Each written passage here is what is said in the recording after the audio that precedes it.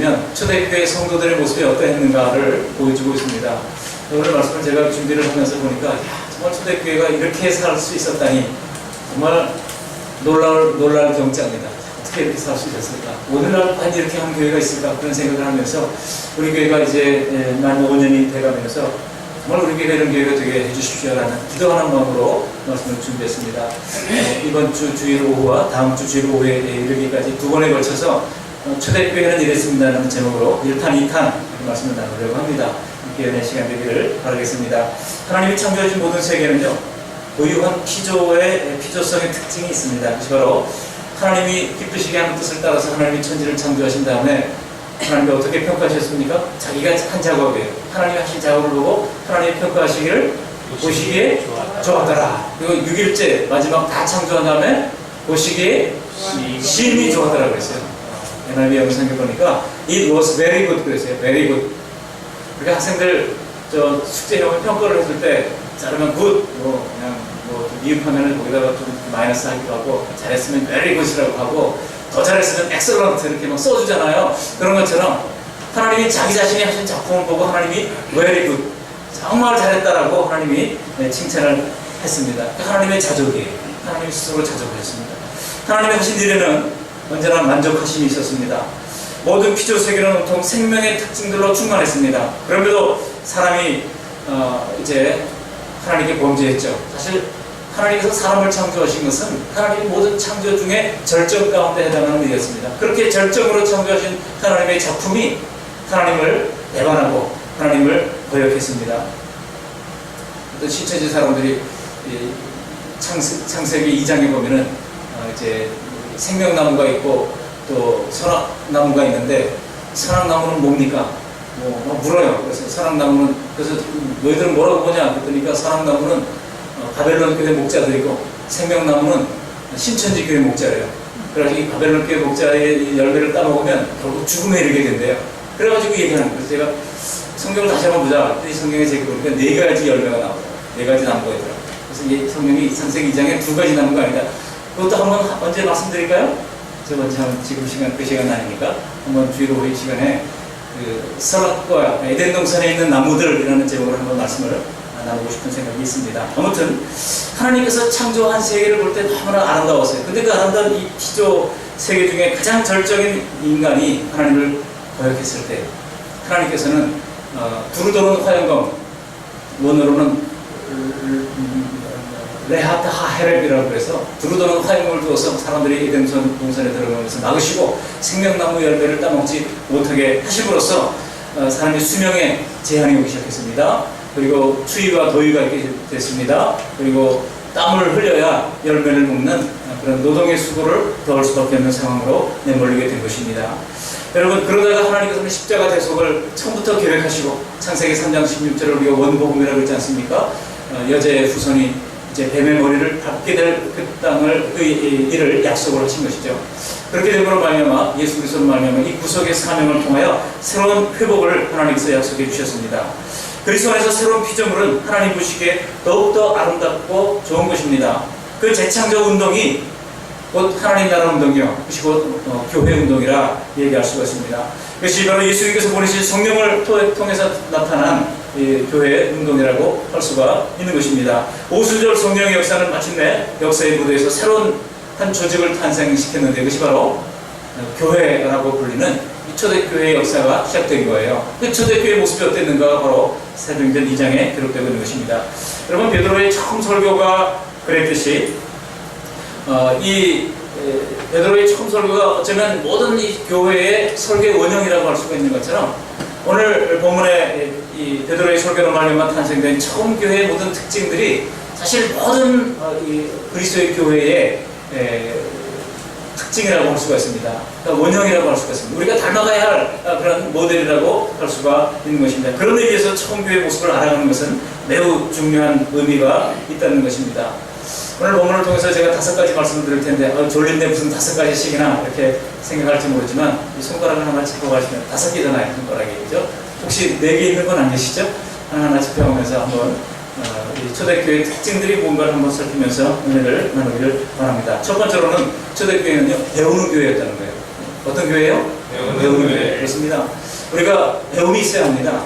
배움이 있어야 그러면 보람 있고 좀 뭔가 열매가 있고 풍성하고 뿌듯하잖아요. 계속 교회만 출석해도 아무것도 배우는 것이 없으면 재미가 없습니다. 제가 우리 도청 신우회 뭐 소위 지도 목사로 되어 있어서 가끔 설교도 하고 합니다만 그분들에게 그런 얘기를 했던 기억이 납니다. 사람들은 의미가 없으면 인생이 참 재미가 없고 무의미하고 보링하고 그렇잖아요. 근데 의미가 있어야 됩니다, 인생은. 근데 우리가 복음을 들고 뭐 직장 예배하고 하는 굉장히 중요한 의미가 있는 것이죠. 근데 의미만 있으면 오래 가지 못합니다. 뭐가 있어야 돼요? 원사님 쪽에 뭐라 그랬어요? 네, 그렇죠. 의미가 있고 또 재미가 있어야 됩니다. 그러니까 의미만 있으면요 참 좋은 뜻인데 재미가 없으면 이렇게 오래 가지 못하는 거예요. 근데 재미만 있고 의미가 없으면 어떻습니까? 나중에 시들해지고 그냥 무미건조하게 되는 겁니다. 그러니까 의미도 있어야 되고 재미도 있어야 돼요. 여러분 근데 재미 중에 하나가 배우는 재미예요. 그러니까 여러분 문화센터 마트마다 문화센터 하는 게 되는 이유가 무엇입니까? 배우는 재미를 주거든요. 그러니까 어떤 거는 꽤 비싸더라고요. 문화센터 어떤 거는 뭐 몇십만 원씩 내고 해야 되는 그런 것도 있어요. 그렇지만 사람들이 그렇게 열심히 등록하고 하는 이유가 무엇입니까? 배우는 재미가 있거든요. 여러분 초대교회는요 배우는 재미가 있었어요. 열심히 배우는 그런 교회가 되었다는 것입니다. 그래서 배우는 일에 대해서 그들이 사도의 가르침을 받는 것을 열심히 했던 교회였다는 사실을 알 수가 있습니다. 그래서 처음 교회는 이처럼 배우는 데 힘쓰고 있었습니다. 그들은 사도의 가르침을 잘 배웠습니다. 이 가르침의 주제가 뭐였을까요? 물론 성경은 기록하고 있지 않지만 보나마나 예수님에 관한 걸 겁니다. 사도들이 가르쳤던 주 핵심 내용은 바로 예수님에 관한 거예요. 그러니까 예수님에 관한 가르침들을 초대교회가 잘 배웠습니다. 그래서 어떻습니까? 이 성경이 바로 그것이군요. 그래서 그들이 구약 성경을 통해서 계시하신 예수님에 관하여 그들이 잘 배우고 또 배웠다는 사실입니다. 이 사도의 가르침은 바로 예수님의 오신다는 사실, 그리고 예수님의 고난받으심과 죽으심, 그리고 부활의 복음이 바로 주제였다는 사실입니다.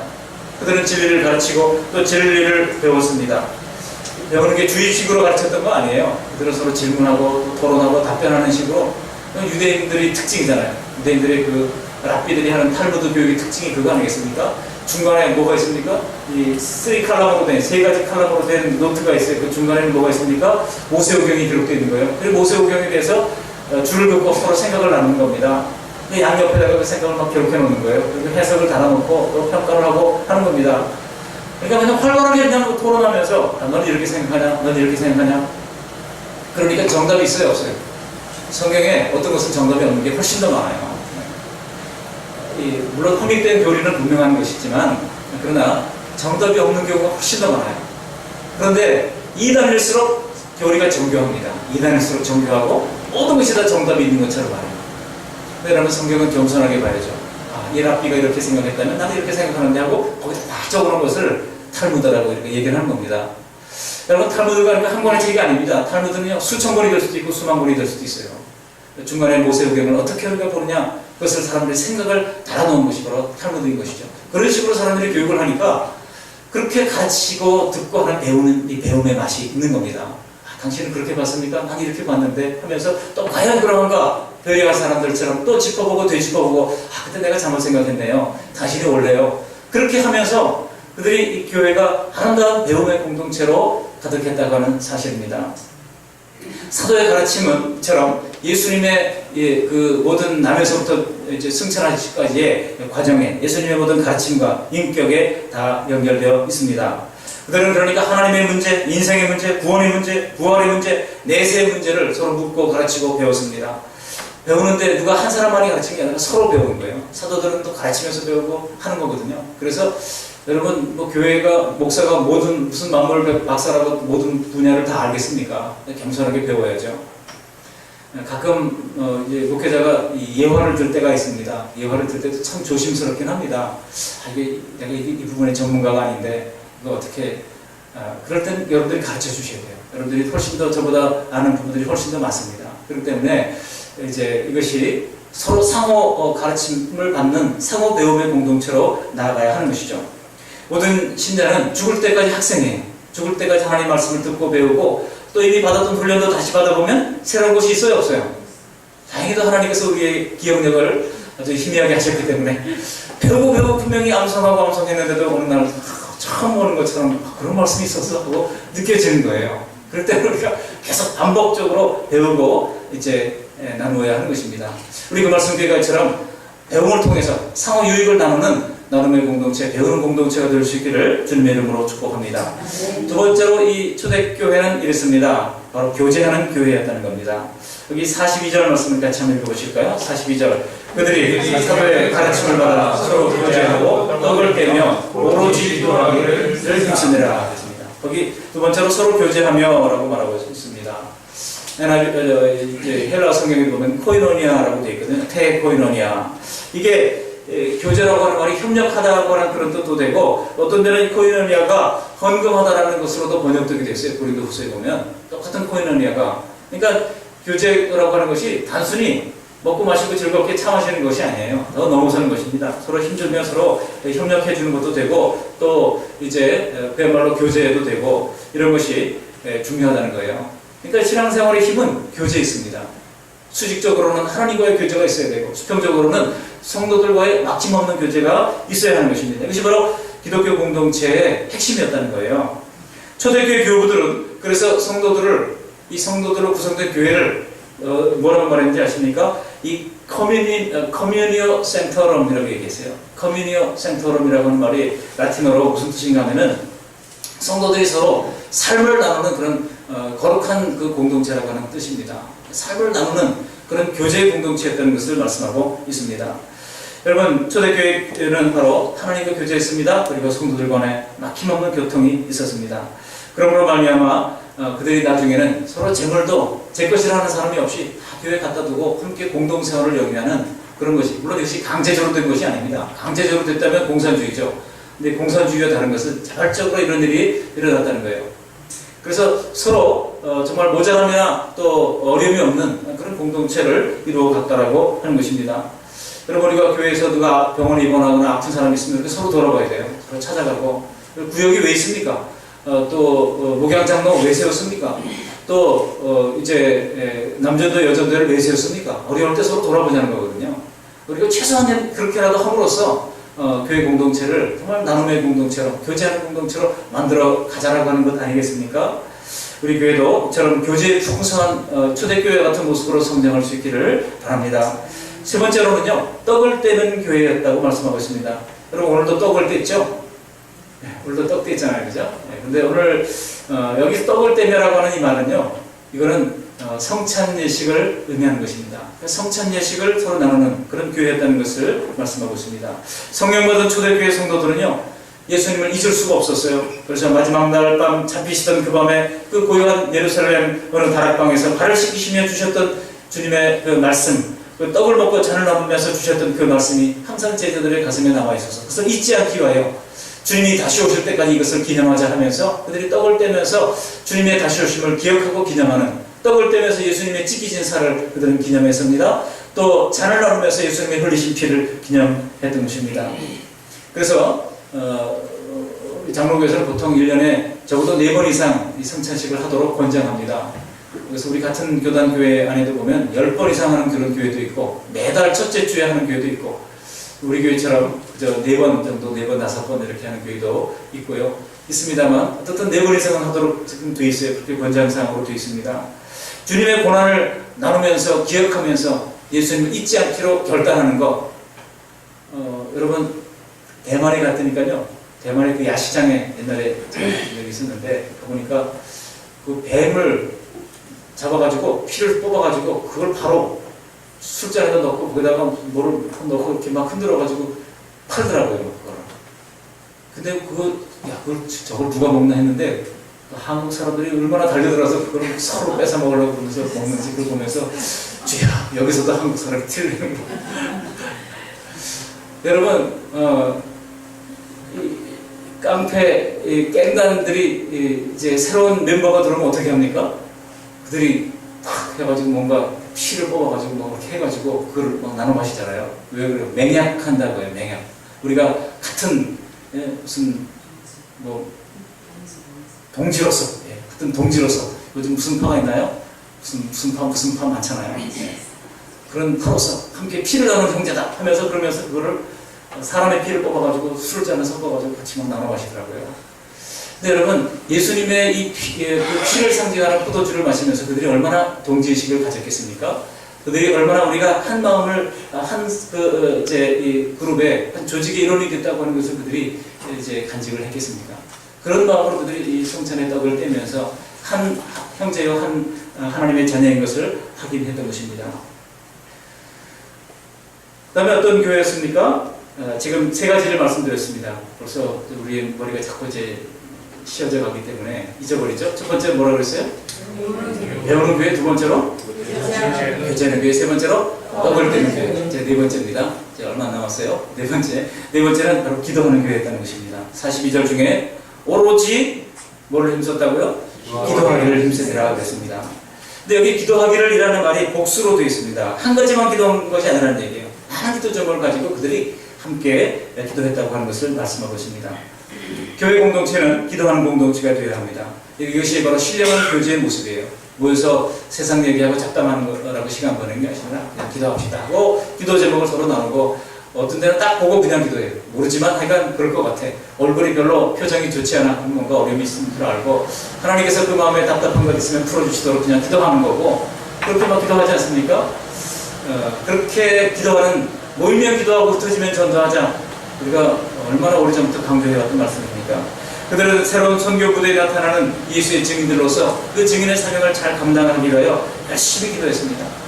사실 초대교회 공동체가 얼마나 위기의 공동체였습니까? 유대인들이 박해했죠. 또 로마 사람들이 박해하지 않았습니까? 그런 증오와 핍박과 멸시가 그들을 기다리고 있었지만은 우리가 하나님의 증인으로서 예수의 증인으로서 이 사명을 잘 감당할 수 있도록 그들이 이길 수 있던 비결이 무엇입니까? 그 피바람 서리는 그 핍박의 칼날을 피해갈 수 있었던 비결은 기도했기 때문에 피해갈 수가 있었던 거예요. 여러분, 하나님의 교회는 반드시 도전이 있습니다. 신천지가 주변에 가까이 있잖아요. 길 건너편에도 있고 이쪽에도 있고 사방에 왔다 갔다 다닙니다. 심지어 여기 이 로데오 상가에다가 주차를 해놓고 다니잖아요. 그러면서 어떤 때 저한테 친필 편지를 써가지고 누군가 보내요. 목사님 빨리 돌아오십시오 하고 돌아가기를 아들 돌아가! 그러면서 참 안타까운 이런 시련을 썼습니다. 그럴 때 우리가 여러분 어떻게 하면 이길 수 있습니까? 기도해야 돼요. 사실 지금 신천지 주일마다 1000명이 모여서 예배를 드린다고 그러죠. 2000명이 모여서. 춘천에 2000명이 됐대요. 빌립지파, 강원도가 빌립지파인데 원주에 있던 빌립지파장이 지금 춘천에 배치되고 1년 만에 지금 2배로 늘어났다고 그래요. 이게 심각한 일이 아니죠. 그러니 여러분 저런 데서 말 와가지고 우리 교회 앞에서 데모하고 막 그러면 얼마나 시끄럽겠습니까? 이렇게 작은 교회가 여러분 더 똘똘 뭉쳐가지고 이렇게 해야 되는 거라고요? 기도예요. 기도로 이길 수 있는 줄 믿습니다. 어떤 사람이 아브라함 링컨에게 말했습니다. 당신이 너무 백악관에서 집무를 안 하고 맨날 무릎 꿇고 앉아서 기도만 하니 도대체 업무를 좀 해야 될 거 아니에요? 라고 이제 참모진에서 링컨한테 얘기를 했다 그래요. 그럴 때 링컨이 그 사람의 불평을 묵묵히 듣고 있다가 이런 얘기를 했다고 해요. 만일 내가 나보다 훨씬 크고 위대하며 강한 능력을 가진 분의 도우심을 입지 않고도 단 하루 동안이라도 내게 주어진 이 과중한 업무를 할 수 있다 그러면 그것은 가장 어리석은 사람이 될 것입니다 라고 대답을 했다는 거예요. 백악관을 기도실로 만들었다고 하는 그런 책도 있지 않습니까? 무슨 문제가 닥칠 때마다 그냥 사람에게 풀려가지 않고 그냥 강단으로 와서 엎드리는 목사처럼, 그죠? 그냥 백악관에서 그냥 엎드려서 그래서 이제 참모진들이 뭐 결제서를 가지고 없어요. 어디 갔나 보면 이제 책상 밑에 앉아서 아브라함 링컨이 기도를 하고 있답니다. 하나님 이 문제가 심각한데 이거 지금 하원에서 통과하게 해주십시오. 이거 상원에서 통과하게 해주십시오. 그렇게 그냥 기도했다는 거예요. 그렇게 간절하게 기도하는 그런 모습을 하나님께서 들으시고 보시고 그를 탁월한 그런 대통령으로 삼아주셨던 것입니다. 성 프란시스 아시죠? 성 프란시스는 산을 사랑하는 사람이라고 하는 별명을 가질 정도로 기도에 탁월한 사람이었다고 합니다. 어려움이 생기면 산에 올라갔습니다. 그래서 산에 올라가서 기도를 너무나 즐겼기 때문에 산을 타는 사람, 산을 사랑하는 사람이라고 하는 그런 별명을 가졌다고 그래요. 여러분, 목회도 마찬가지입니다. 저와 여러분들의 기도가 계속되는 동안만 이 그 말씀 교회가 생존할 수 있습니다.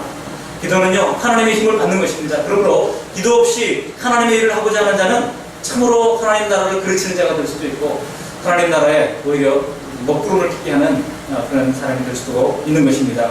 기도는 바로 교회가 생존하는 출발이요 또 마침이 되는 것입니다. 초대교회는 저런 기도하는 교회였던 겁니다. 마지막 다섯 번째로 하나님을 경외하는 교회였어요. 어떤 교회요? 하나님을 경외하는 교회. 오늘 한 해 우리 교회 표어도 뭡니까? 진실과 성심으로 여호와를 경외하는 교회라고 했어요. 경외. 하나님을 fearing God이에요. 하나님을 두려워하는 것입니다. 본문 43절에 보시면은 이렇게 얘기하고 있거든요. 43절 말씀 함께 읽어보십니다. 사람마다 두려워하는데 사도들로 말미암아 기사와 표적이 많이 나타나니. 이 두려움이라는 이 단어가 헬라어로 포보스예요. 포보스. 이 포보스, 두려움이 나타났습니다. 근데 여기서 이 두려움은 경건한 두려움입니다. 경외와 경건의 의미를 다 두루 포함하는 말입니다. 그들의 마음은 하나님 앞에 나갈 때 경건한 두려움을 가졌어요. 하나님을 두렵게 생각했습니다. 여러분, 신전의식으로, 경건의식으로 그들이 생각이 가득 차 있었다는 것입니다. 지상에 있는 주님의 교회는 세상의 권력 앞에서는 두려워하지 않고 담대하게 선지자적인 말씀을 선포하는 교회이지만 하나님 앞에서는 겸손하게 엎드리면서 하나님을 두려워하는 진정으로 경건한 신령한 단체인 것입니다. 그러므로 주인은 너희가 바로 세상의 빛이라고 주님께서 말씀하신 것입니다. 이것이 바로 주님의 몸된 교회의 탄생의 시작이었던 거예요. 하나님을 경외할 때, 하나님을 경외하는 가운데 베드로가 입을 여니까 3,000명이 회개하고 주님께 돌아왔지, 베드로가 자기 실력으로 그렇게 했다면 돌아왔겠습니까? 하나님을 경외하고 하나님을 의지하니까 하나님이 해주신 것이죠.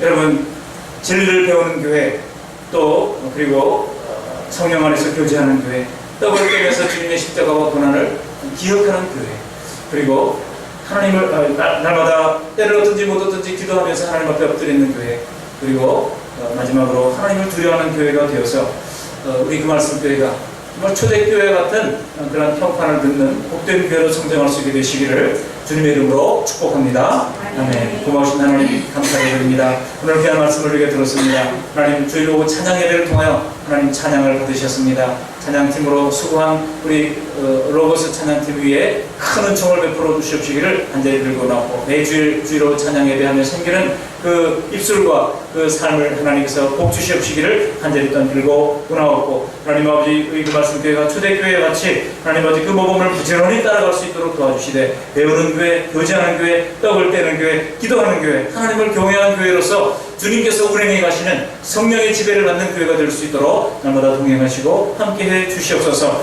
하나님 아버지 또 출타 중인 성도님들 어디 있든지 지켜주시고, 하나님 아버지 이제 돌아갑니다. 한 주간의 모든 삶과 사역 가운데 하나님 함께해 주시옵시기를 간절히 빌고나고, 결코 녹록지 않은 하나님 아버지 일주일간의 삶을 주님께서 오늘 주시는 말씀들로 하나님 이기고 나갈 수 있도록 힘주시고 은혜 베풀어 주시옵소서. 예수님 거룩하신 이름으로 감사하며 기도드리옵나이다. 아멘.